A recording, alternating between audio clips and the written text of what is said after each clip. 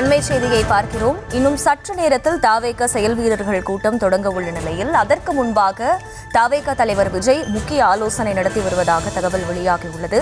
விவரங்களோடு இணைகிறார் செய்தியாளர் ஜெர்ரி. வணக்கம். இந்த ஆலோசனை தொடர்பான முழு விவரம்.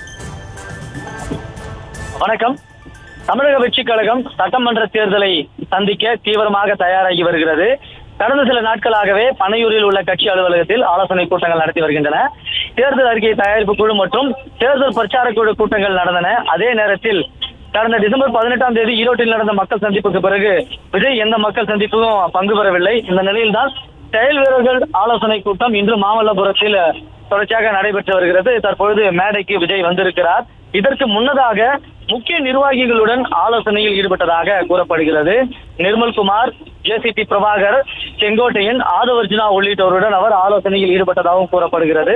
அதாவது அவர் கடைசியாக 1.5 மாதங்களுக்கு முன்பு அவர் மக்கள் சந்திப்பில் ஈடுபட்டிருந்தார். அதன் பிறகு 1.5 மாதத்துக்கு பிறகு தற்போதுதான் அவர் ஆலோசனையில் ஈடுபட இருக்கிறார். இந்த சூழலில் தான் இதற்கு இடையிலேயே ஜனநாயகன் திரைப்பட சர்ச்சை மற்றும் சென்சார் போர்டு பிரச்சனை உள்ளிட்ட பல்வேறு சர்ச்சைகள் இருந்த நிலையில அவர் கூட்டணி நிலைப்பாட்டில் உறுதியாக இருக்கிறாரா, அதாவது கொள்கை எதிரி அரசியல் எதிரியுடன் கூட்டணியில் வைக்கவே இடம்பெற மாட்டேன் என்று அவர் கூறியதில் நிலைப்பாட்டில் உறுதியாக இருப்பாரா என்ற ஒரு கோணத்தில் பல்வேறு விமர்சனங்கள் எழுந்த நிலையில இன்று அவர் கூட்டணி நிலைப்பாட்டை அறிவிப்பார் அல்லது உறுதி செய்வார் என்று எதிர்பார்க்கப்படுகிறது.